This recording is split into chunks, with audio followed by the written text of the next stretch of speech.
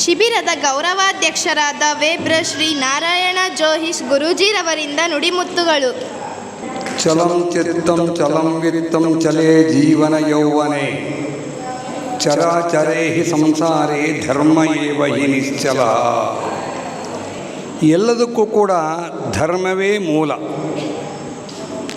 ಹಿಂದೆ ಸಾವಿರಾರು ವರ್ಷಗಳಿಂದಲೂ ಕೂಡ ಧರ್ಮ ಇತ್ತು, ಅದು ಮುಂದೂ ಧರ್ಮ ಇರ್ತದೆ, ಇತ್ತು, ಇನ್ನೂ ಇರ್ತದೆ, ಈಗ ಇದೆ ಅನ್ನಲಿಕ್ಕೂ ಒಂದು ವಿಚಾರವಿದೆ. ಕಾಲಕ್ಕೆ ಅನುಗುಣವಾಗಿ ಧರ್ಮ ಒಂದು ಕಾಲದೊಳಗೆ ಬಹಳ ಚೆನ್ನಾಗಿ ಬೆಳೀತದೆ. ಕೆಲವು ಕಾಲದ ನಂತರ ಅದು ಸ್ವಲ್ಪ ಸಣ್ಣಗೆ ಪ್ರಮಾಣ ಕ್ಷೀಣಿಸ್ತಾ ಬರ್ತದೆ. ಕ್ಷೀಣಿಸಿದ ಮೇಲೆ ಅದು ಕೂಡ ವೃದ್ಧಿಯಾಗುವ ಕಾಲ ಸ್ವಲ್ಪ ಟೈಮ್ ತೋರ್ತದೆ, ಬಹಳ ಬೇಕು. ಧರ್ಮ ಏವ ಹಿ ನಿಶ್ಚಲ. ಧರ್ಮ ಎಂಬುವಂಥದ್ದು ಒಂದೇ ಒಂದು ಸ್ಥಿರವಾಗಿರ್ತಕ್ಕಂಥ ವಸ್ತು. ಸ್ಥಿರವಾಗಿರ್ತಕ್ಕಂತಹ ವಸ್ತುವನ್ನು ನಾವು ಪಡಿಬೇಕಾದ್ರೆ ನಮಗೆ ಮೊದಲೇ ಸಂಸ್ಕಾರ ಬೇಕು. ಸಂಸ್ಕ್ರಿಯತೆ ಇತಿ ಸಂಸ್ಕಾರ. ಸಂಸ್ಕಾರ ಬೇಕು. ಮನುಷ್ಯನ ಸಂಸ್ಕಾರ ಇದ್ದರೆ ಏನೂ ಮಾಡಲಾರ ಜೀವನದೊಳಗೆ. ಆ ಸಂಸ್ಕಾರಗಳನ್ನು ಇವರು ಹೇಳಿದರು, ಶ್ರದ್ಧೆ ಇರಬೇಕು ಅಂದ್ಕೊಂಡು. ಬಹಳ ಅತ್ಯಂತ ಮುಖ್ಯವಾದಂಥ ಮಾತು. ಸಂಸ್ಕಾರಕ್ಕೆ ಶ್ರದ್ಧೆ ಬರಬೇಕು, ಹಾಗೆ ಅದು ಧರ್ಮಕ್ಕೆ ಅನುಕೂಲವಾಗಬೇಕು. ಆ ಸಂಸ್ಕಾರ ಅಂತಕ್ಕಂಥದ್ದು ಹೆಂಗಿರ್ತಂತ ಕೇಳಿದ್ರೆ, ಒಬ್ಬ ಕವಿ ನೀತಿ ಶತಕದೊಳಗೆ ಒಂದು ಮಾತನ್ನು ಹೇಳ್ತಾನೆ. ಕೇಯೂರಾಣಿನ ಭೂಷಯಂತಿ ಪುರುಷಂ ಹಾರಾನ ಚಂದ್ರೋಜ್ವಲ ನ ಸ್ನಾನನ್ನ ವಿಲೇಪನನ್ನ ಕುಸುಮಂ ನಲಂಕೃತ ಮೂರ್ಧಜ ವಾಣ್ಯೇಕ ಸಮಲಂಕರೋತಿ ಪುರುಷಂ ಯಾ ಸಂಸ್ಕೃತಾಧಾರ್ಯತೆ ಕ್ಷೀಯಂತೆ ಖಲು ಭೂಷಣಾನಿ ಸತತಂ ವಾಗ್ಭೂಷಣಂ ಭೂಷಣಂ ಅಂತ ಹೇಳ್ತಾನೆ. ಕೇಯೂರಾಣಿನ ಭೂಷಯಂತಿ ಪುರುಷಂ. ಪುರುಷರಿಗೆ ಒಳ್ಳೆ ಕಿರೀಟ ಹಾಕ್ಯಂಡೆ, ಒಳ್ಳೆ ಹಾರ ಹಾಕ್ಯಂಡೆ, ಒಳ್ಳೆ ಬಂಗಾರದ ಮುತ್ತು ಹಾಕ್ಯಂಡು, ಮುತ್ತಿನ ಸರ ಹಾಕ್ಯಂಡೆ, ಬಂಗಾರ ಸರ ಹಾಕ್ಯಂಡೆ, ಬಂಗಾರ ಬಳೆ ಹಾಕ್ಯಂಡೆ ಅಂದರೆ ಅದು ಭೂಷಣ ಅಲ್ಲ. ಹಾರಾನ ಚಂದ್ರೋಜ್ವಲ ನ ಸ್ನಾನನ್ನ ವಿಲೇಪನನ್ನ ಕುಸುಮಂ ನಾಲಂಕೃತ. ದಿನ ತೊಗೊಂಡು ಸ್ಯಾಂಡ್ಲ್ ಸೊಪ್ಪು ತೊಗೊಂಡು ಮೈ ತಿಕ್ಕಣಿದ್ದು ಅಂದರೆ ಅದು ಹೊಲಸು ಹೋಗುವುದಿಲ್ಲ. ನ ಸ್ನಾನನ್ನ ವಿಲೇಪನಂ. ಒಳ್ಳೆ ಚೆನ್ನಾಗಿರಕ್ಕಂಥ ಸುವಾಸನೆಯ ಹೂವನ್ನು ಮುಡ್ಕೊಂಡ್ರೆ ಆ ಕ್ಷಣಕ್ಕಷ್ಟೇ ಅದು ನಮ್ಮ ಮನಸ್ಸಿಗೆ ಒಂದು ಸಂತೋಷವನ್ನು ಕೊಡ್ತದೆ. ವಾಣ್ಯೇಕ ಸಮಲಂಕರೋತಿ ಪುರುಷಂ. ಒಂದು ಮಾತು ಹೇಳ್ತಾನೆ, ಮಾತು ಸ್ವಚ್ಛ ಇರಬೇಕು, ಮಾತು ಶುದ್ಧವಾಗಿರಬೇಕು. ಶುದ್ಧವಾಗಿರ್ಬೇಕು. ಏನು ಬೇಕು ಅಂತ ಕೇಳಿದ್ರೆ ಸಂಸ್ಕೃತ ಬೇಕು. ಯಾ ಸಂಸ್ಕೃತ ಧಾರ್ಯತೆ. ಆ ಸಂಸ್ಕಾರ ಬೇಕು. ಸಂಸ್ಕೃತ ಅಂತಕ್ಕಂಥದ್ದು ಭಾಷೆ ಬೇಕು. ಆ ಸಂಸ್ಕೃತ ಭಾಷೆ ಹಂಗೆ ಬರುವುದಿಲ್ಲ, ಅದಕ್ಕೆ ಸಂಸ್ಕಾರಗಳು ಬೇಕು. ಸಂಸ್ಕಾರಗಳೊಂದಿಗೆ ಲಗ್ನ ಆದಮೇಲೆ, ಆಕೆ ಗರ್ಭಿಣಿ ಆದಮೇಲೆ, ಗರ್ಭಿಣಿ ಆಗೋಕ್ಕಿಂತಲೂ ಅಲ್ಲಿಂದನೇ ಸಂಸ್ಕಾರ ಸರ್ವೇ. ಮಕ್ಕಳು ಚಲೋ ಆಗಬೇಕು, ಒಳ್ಳೆ ವಿದ್ಯಾವಂತರಾಗಬೇಕು, ಒಳ್ಳೆ ನಡತೆಯನ್ನು ಹೊಂದಬೇಕು, ಒಳ್ಳೆ ಚರಿತ್ರೆಯನ್ನು ಹೊಂದಬೇಕು. ಹೀಗೆಲ್ಲವನ್ನು ಕೂಡ ಆ ಗರ್ಭಧಾರಣೆಯಿಂದಲೇ ಸ್ಟಾರ್ಟ್ ಮಾಡ್ತಾರೆ. ನಮ್ಮದಿದು ಭಾರತೀಯ ಸನಾತನ ಪದ್ಧತಿ, ಹಿಂದೂ ಸಂಸ್ಕೃತಿಯಲ್ಲಿ ಬಂದಿರತಕ್ಕಂಥ ವಿಚಾರ. ಅಂದರೆ ನಮ್ಮ ಪೂರ್ವಜರು ಋಷಿಮುನಿವರ್ಯರು ಸಂಸ್ಕಾರಕ್ಕೆ ಎಷ್ಟು ಒಳ್ಳೆಯ ಒಂದು ಉನ್ನತ ಸ್ಥಾನವನ್ನು ಕೊಟ್ಟಿದ್ದರು ಅಂತ ಕೇಳಿದರೆ ನಮ್ಮ ಶಾಸ್ತ್ರ ಪುರಾಣಗಳು ಹೇಳ್ತವೆ. ಹೇಳಿದ್ನಲ್ಲ, ಅವು ಗರ್ಭಧಾರಣೆ ಆಗೋದ್ರಿಂದಲೂ ಕೂಡ ಅವು ಪ್ರಾರಂಭವಾಗಿಬಿಟ್ಟಿರ್ತದೆ. ಯಾಕಂತ ಕೇಳಿದ್ರೆ, ನಾನು ಪ್ರಶ್ನೆ ಹೇಳೋನು, ಜ್ಯೋತಿಷ ಹೇಳೋನು. ನಮ್ಮನೆಗೆ ಜನ ಬಂದಿರ್ತಾರೆ ಕೇಳಲಿಕ್ಕೆ. ಗಂಡ ಹೆಂಡತಿ ಬೇಕಾದಂಗೆ ಇರ್ತಾರೆ. ಗಂಡನ ಮಾತು ಹೇಳಬೇಕು, ಈಕೆನ ಮಾತು ಹೇಳಬೇಕು, ಈಕೆ ಡೈವರ್ಸ್ ಕೊಡಬೇಕು, ಅವನ ಡೈವರ್ಸ್ ಕೊಡಬೇಕು. ಇಬ್ಬರು ಮಾತಾಡೋಂಗಿಲ್ಲೇ ಇಲ್ಲ. ನಿನ್ನೆ ನಮ್ಮಲ್ಲಿ ಒಬ್ರು ಹೇಳಿದ್ರು, ಲಗ್ನ ಆಗಿನೂ 3 ವರ್ಷ ಆಗ್ಯದಂತೆ, ಗಂಡನ ಜೊತೆಗೆ ಇಲ್ಲೇ ಲೇಕಿ ಪ್ರಶ್ನೆ ಕೇಳಿಗೆ ಬಂದಂಗೆ ಹಿಂಗೆ ಅಂದ್ಕೊಂಡು ಯಾಕೆ ಅಂದ್ಕೊಂಡು ನಾನು ಆಮೇಲೆ ಹೋದ್ಮೇಲೆ ಹೇಗೆ ಕಳಿಸಿದ್ದೇವೆ ಹೇಳಿದ್ಮೇಲೆ ನಾನು ಮನ್ಯಾಗ ಅಂದೆ, ನೋಡಿ ಎಂಥ ಹೊಲ ಸಂಸ್ಕಾರದ ಇವರಿಗೆ. ಸಂಸ್ಕಾರ ಚಲೋ ಇತ್ತು ಅಂತಂದರೆ ಇಂಥ ಕೆಟ್ಟ ಬುದ್ಧಿ ಬರುವುದಿಲ್ಲ. ಅದೇ ಪ್ರಕಾರವಾಗಿ ಒಳ್ಳೆಯ ಸಂಸ್ಕಾರವನ್ನು ಬೀಜದೊಳಗೆ ಚೆನ್ನಾಗಿ ನಾವು ಮೊದಲೇ ಬಿತ್ತಿ ಬಿಡಬೇಕು. ಹಾಗೆ ಮಕ್ಕಳ ಬುದ್ಧಿ ಒಳಗೆ ನಾವು ಒಳ್ಳೆಯ ಮಾತುಗಳನ್ನು ಮೊದಲು ಮಾತಾಡಬೇಕು. ಕೆಟ್ಟ ಹುಡುಗರು ಬೈಯೋದು, ಹೊಡೆಯೋದು ಇವನ್ನೆಲ್ಲ ಮೊದಲು ಬಿಡಬೇಕು. ತಾಯಿ ಹೆಂಗೆ ಕಲಿಸ್ತಾಳಲ್ಲ ಮಕ್ಕಳಿಗೆ, ಅದೇ ಪದ್ಧತಿ ಮ್ಯಾಲೆ ಬರ್ತದೆ ಮಕ್ಕಳಿಗೆ. ಈಗ ಗಾಡಿ ಒಳಗೆ ಕೆಸರು ಹಾಕಿ ಗಾಡಿ ಮೆತ್ತಿರ್ತಾರೆ.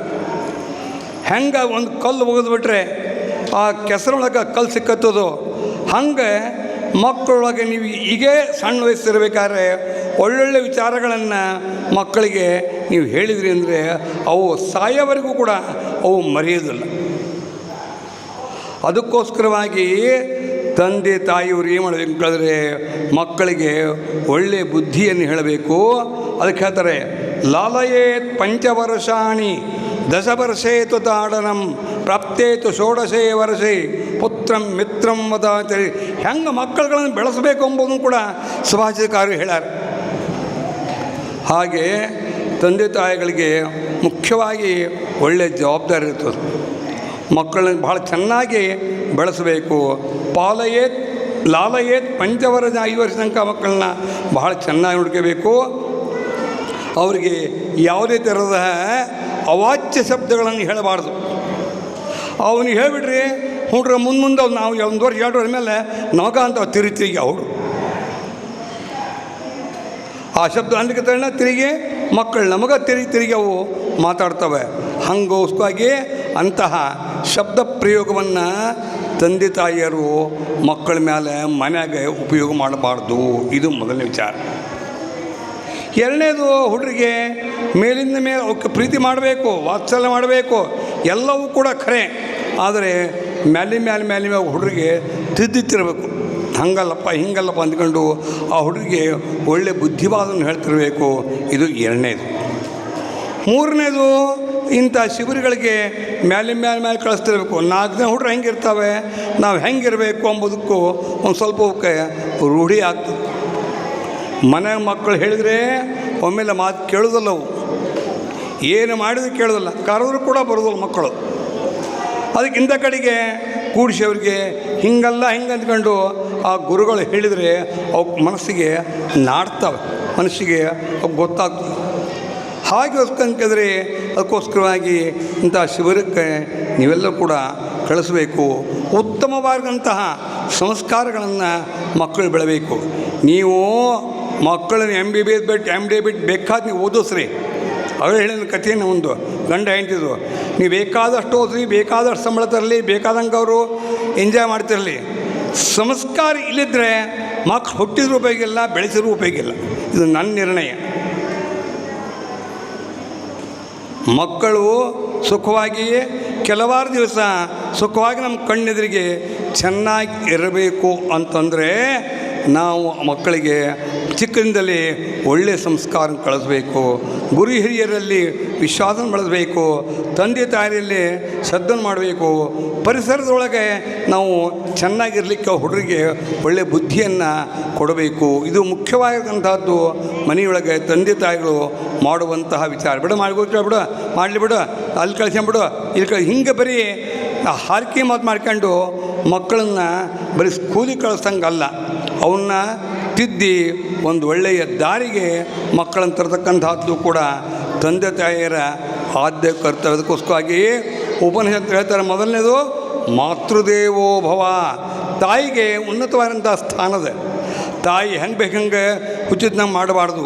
ಮಕ್ಕಳನ್ನು ಅವಕ್ಕೆ ಒಳ್ಳೆ ದಾರಿಗಳು ಕೊಟ್ಟು ಒಳ್ಳೆಯ ಅವ್ರು ಬೈದರು ಅಡ್ಡಿಯಲ್ಲ, ಅವಕ್ಕೆ ಒಳ್ಳೆಯ ಮಾರ್ಗವನ್ನು ಸಂಸ್ಕಾರವನ್ನು ತಾಯಿ ಮತ್ತು ತಂದೆ ಮಕ್ಕಳಿಗೆ ಕೊಡಬೇಕು. ಇದು ಮುಖ್ಯವಾದಂತಹದ್ದು ಇರುತ್ತದೆ. ಅದೇ ಪ್ರಕಾರವಾಗಿ ಇವತ್ತಿನ ಸಹ 15 ದಿವಸಗಟ್ಟಲೆ ನಿಮ್ಮ ತಾಯಿಯರು ಅಷ್ಟೇ, ಎಲ್ಲರೂ ಅಷ್ಟೇ, ಹೆಣ್ಮಕ್ಳು ಅಷ್ಟೇ ಮಕ್ಕಳನ್ನ ಬರೀ ಹೊಡೆಯೋದು ಮಾಡಬೇಡ್ರಿ. ಮನೆಗೆ ಅವಕ್ಕೆ ಚಲೋಗಿ ತಿಳುವಳಿಕೆ ಬರಂಗೆ ಹೇಳಿ ಮಕ್ಕಳನ್ನು ಒಳ್ಳೆಯ ದಾರಿ ತರಬೇಕು. ಬುದ್ಧಿವಾದವನ್ನು ಹೇಳಿ ಈ ಕೆಟ್ಟ ಸ್ವಭಾವಗಳನ್ನು ಬಿಡಸಂಗ ಮಾಡಿ ಒಳ್ಳೆಯ ದಾರಿಯೊಳಗೆ ಆ ಮಕ್ಕಳನ್ನು ನೀವು ನಡೆಸಬೇಕು ಅಂದ್ಕೊಂಡು ಅಂದೊಂದು ವಿನಂತಿ. ಇನ್ನು ಸುಮಾರು 15 ಗಂಟಲೆ ನಮ್ಮ ಚಿರಂಜೀವಿ ಹರಿಶಂಕರ್ ಅವರು ಇಲ್ಲೇ 15 ಗಂಟಲೆ ಎಲ್ಲ ಕೆಲಸ ಬಿಟ್ಕೊಂಡು ಅನೇಕ ಕಾರ್ಯಕ್ರಮ. ಈಗ ನಮಗೆ ಅಧಿಕ ಮಾಸ, ಬ್ರಾಹ್ಮಣಿಗೆ ಅಧಿಕ ಮಾಸ ಅಂತ 108 ಕಾರ್ಯಕ್ರಮ ನಮ್ಗೆ ಅಲ್ಲಿ ಹೋಗೋದು ಇಲ್ಲಿ ಹೋಗೋದು ಬಹಳ ಕಾರ್ಯಕ್ರಮ ಇರ್ತದೆ. ಆದರೂ ಕೂಡ ಅವನು ಅದನ್ನೆಲ್ಲ ಆಸೆಯನ್ನೆಲ್ಲ ಬಿಟ್ಟು ಇದೇವರೊಳಗೆ ಇದ್ದು 15 ದಿವಸ ಅನೇಕ ಕಟಿಪಿಟಿಯನ್ನೆಲ್ಲ ಪಟ್ಟು ಎಲ್ಲ ಮಕ್ಕಳನ್ನೆಲ್ಲ ಸೇರಿ ಮೊನ್ನೆ ದಿವಸ 55-65 ಹುಡ್ರಾಗಿತ್ತು. ಮೊನ್ನೆ ಸ್ವಲ್ಪ ಇವತ್ತು ಹುಡ್ರು ಕಮ್ಮಿ ಆಗ್ಯಾವೆ, ಆಗೋಲ್ದ್ಯಾಕೆ. ಇದೇ ಪ್ರಕಾರವಾಗಿ ವರ್ಷಕ್ಕೂ ಚೆನ್ನಾಗಿ ಬೆಳೆಸಬೇಕು. ಅದೇ ಪ್ರಕಾರವಾಗಿ ನಮ್ಮ ಹೂವಿನ ಹಡಗಲಿಂದ ಅವ್ರ ಸರಿ ಶಶಿಕಾಂತ್ ಅವರು ಬಂದ್ದಾರೆ. ಅದೇ ಪ್ರಕಾರವಾಗಿ ಮಹೇಶ್ ಅವರು ಬಂದ್ದಾರೆ. ಅದೇ ಪ್ರಕಾರವಾಗಿ ಭೀಮಾಶಂಕರ್ ಕಾಲೇಜ್ ಪ್ರೊಫೆಸರ್ ಅವರು ಭೀಮಾಶಂಕರ್ ಅವರು ಮತ್ತು ಶೃಂಗೇರಿ ಮಠದ ವತಿಯಿಂದ ಅವರು ಕೂಡ ಬಂದ್ದಾರೆ. ಹಿಂಗೆ ಮಠದ ಕೂಡ ಅವರು ಈ ಪ್ರಕಾರವಾಗಿ ಎಲ್ಲರೂ ಕೂಡ ಬಂದು ಒಂದು ಒಳ್ಳೆಯ ವಿಚಾರವನ್ನು ಹೇಳಿದರು. ಹೀಗೆ ಅದೇ ಪ್ರಕಾರವಾಗಿ ನಮ್ಮ ನಾಗಮಣಿ ಶಾಸ್ತ್ರಿಯವರು ಕೂಡ ಭಾಳ ಚೆನ್ನಾಗಿ ಮಾತಾಡಿದ್ರು. ಅವರು ಹುಡುಗರಿಗೆಲ್ಲ ಹೇಳ್ತಿಳ್ದಂಗೆ ದೊಡ್ಡವ್ರಿಗೂ ಹೇಳಿದರು, ಹುಡುಗರಿಗೂ ಹೇಳಿದರು. ಇಬ್ಬರು ಕೂಡ ಚೆನ್ನಾಗಿ ಮನವರಿಕೆ ಆಗಂಗೆ ಅವರು ಕೂಡ ಬಹಳ ಚೆನ್ನಾಗಿ ಹೇಳ್ಯಾರೆ. ಹೀಗೆ ಎಲ್ಲ ಹೇಳಿರಕ್ಕಂತಹ ಎಲ್ಲರ ಹಿರಿಯರ ಮಾತುಗಳನ್ನು ಕೇಳಬೇಕು. ಕೇಳಿ ಈ ಸಂಸ್ಕಾರೊಳಗೆ ಎಲ್ಲರೂ ಸಂಸ್ಕಾರವಂತರಾಗಬೇಕು. ಸಂಸ್ಕಾರವಂತರಾಗಿ ನೀವು ಆಗ್ಬಿಟ್ಟು ಹೆಂಗೆ ಕೇಳಿದ್ರೆ ನಿಮ್ಮ ಮನೆಗಿಷ್ಟೇ ಅಲ್ಲ, ನಿಮ್ಮ ಮನೆಗಿಷ್ಟೇ ಅಲ್ಲ, ಅವರು ದೇಶಕ್ಕೆ ಒಂದು ದೊಡ್ಡ ಕೊಡುಗೆಯನ್ನು ಕೊಡಲಿಕ್ಕೆ ಅವ್ರ ಮುಂದೆ ಸಮರ್ಥರಾಗ್ತಾರೆ. ಅಂತಹ ಒಳ್ಳೆಯ ಸಮರ್ಥರನ್ನಾಗಿ ಮಾಡುವಂತಹ ಒಂದು ಜವಾಬ್ದಾರಿ ನಿಮ್ಮ ತಂದೆ ತಾಯಿಗಳಿಗೆ ಅದೇ. ಇಂತಹ ಒಳ್ಳೆಯ ಸಂಸ್ಕೃತ ಸಂಭಾಷಣಾ ಶಿಬಿರ ಅಂದ್ಕೊಂಡು ಒಳ್ಳೆ ಚೆನ್ನಾಗಿ ಮಾಡಿದರು. ನಾಗಮಣಿ ಶಾಸ್ತ್ರಿ ಹೇಳಿದರು ಸಂಭಾಷಣೆ ಒಂದು ಸಂಸ್ಕೃತ ಸಂಭಾಷಣೆ ಶಿಬಿರವನ್ನು ಮಾಡಬೇಕು ಅಂದ್ಕೊಂಡು ಸೂಕ್ಷ್ಮವಾಗಿ ಹೇಳಿದರು. ಮತ್ತು ಅದೇ ಪ್ರಕಾರವಾಗಿ ಸಂಸ್ಕೃತ ಭಾಷೆ ಬೆಳೆಸಲಿಕ್ಕೆ ಒಂದೇನಾದರೂ ಒಂದು ಯೋಜನೆಯನ್ನು ಮಾಡಬೇಕು ಅಂದ್ಕೊಂಡು ಅವರು ಕೂಡ ಹೇಳಿದರು. ಅದು ಕೂಡ ಬಹಳ ಅತ್ಯಂತ ಒಳ್ಳೆಯ ವಿಷಯ, ಒಳ್ಳೆಯ ಸಲಹೆ. ಆದರೆ ಏನಾಗ್ಬಿಡ್ತು ಅಂತ ಕೇಳಿದ್ರೆ ಜನ ಜಾಸ್ತಿ ಬರೋದಿಲ್ಲ, ಆಪರೇಷನ್ ಕೊಡೋದಿಲ್ಲ. ನಾವು ಕಾರ್ಯಕ್ರಮ ಮಾಡಬೇಕು, ಧಾರ್ಮಿಕ ಕಾರ್ಯಕ್ರಮ ಮಾಡಬೇಕು, ಉಪನಿಷತ್ತುಗಳನ್ನು ವಿಚಾರ ಮಾಡಬೇಕು, ಏನೇನೋ ಪ್ಲಾನ್ಗಳನ್ನು ನಾವು ಎಲ್ಲ ಈ ಶಾಂಕರ ತತ್ವಗಳನ್ನೆಲ್ಲ ಮಾಡಬೇಕು ಅಂದ್ಕೊಂಡು ಎಲ್ಲ ಅನೇಕ ಸರ್ತಿ ನಾವು ವಿಚಾರ ಮಾಡೇವಿ. ಆದರೆ ಅದಕ್ಕೆ ಯಾಕೋ ಕಾಲ ಕೂಡ ಬರ್ತಾ ಇಲ್ಲ. ನೋಡೋಣಂತೆ ಹರಿಹರೀಶ್ವರ ಎಂದು ಕೃಪಾ ಮಾಡ್ತಾನೋ ಮಾಡಲಿ, ಅವತ್ತು ಮಾಡೋಣಂತೆ. ಅದೇ ಪ್ರಕಾರವಾಗಿ ಇಲ್ಲಿವರೆಗೂ ಮಕ್ಕಳು ಮತ್ತು ಆ ಎಲ್ಲ ಮನೆಯ ತಂದೆಯ ತಾಯಿಯವರು ಎಲ್ಲ ಕೂಡ ಬಂದಿರಿ. ಅದೇ ಪ್ರಕಾರವಾಗಿ ಇಲ್ಲಿವರೆಗೂ ಹೇಳ್ದಂಗೆ ನೀವೆಲ್ಲರೂ ಕೂಡ ಕೇಳಿಕೊಂಡು ಭಗವಂತನ ಸೇವೆ ಅಂದ್ಕೊಂಡು ದೃಷ್ಟಿಯಿಂದ ಮಕ್ಕಳನ್ನು ಚೆನ್ನಾಗಿ ಬೆಳೆಸಬೇಕು. ಮಕ್ಕಳಿಗೆ ಒಳ್ಳೆಯ ಸಂಸ್ಕಾರವನ್ನು ಕೊಡಬೇಕು. ನಾಳೆ ಸ್ವಲ್ಪ ಹುಡುಗರು ದೊಡ್ಡವರ ಮೇಲೆ ನನ್ನ ಮಗಳು ಅಂತ ನಿಮಗೆ ಹೇಳಲಿಕ್ಕೆ ಧೈರ್ಯದಿಂದ ಹೇಳಲಿಕ್ಕೆ ನಿಮಗೆ ಒಂದು ಧೈರ್ಯ ಇರಬೇಕು. ಏನಪ್ಪ ನನ್ನ ಮಗ ಹಿಂಗೆ ಮಾಡಿಬಿಟ್ಟ, ನನ್ನ ಮಗಳು ಹಿಂಗೆ ಆಗ್ಬಿಟ್ಲಲ್ಲ ಅಂದ್ಕೊಂಡು ಗೋಳಾಡೋಕ್ಕಿಂತ ಮುಂಚೆ ಮಕ್ಕಳನ್ನು ಒಳ್ಳೆಯ ಸಂಸ್ಕಾರವನ್ನಾಗಿ ಮಾಡುವಂತಹ ಒಂದು ಸಾಮರ್ಥ್ಯ ನಿಮ್ಮಲ್ಲಿ ಭಗವಂತ ಕೊಡಲಿ. ಮಕ್ಕಳು ಚೆನ್ನಾಗಿ ಬೆಳೆಸಿರಿ ಅಂದ್ಕೊಂಡು ಹೇಳಿ ನಾನು 2 ಮಾತುಗಳನ್ನು ಹೇಳ ಮುಗಿಸ್ತಾ ಇದ್ದೀನಿ.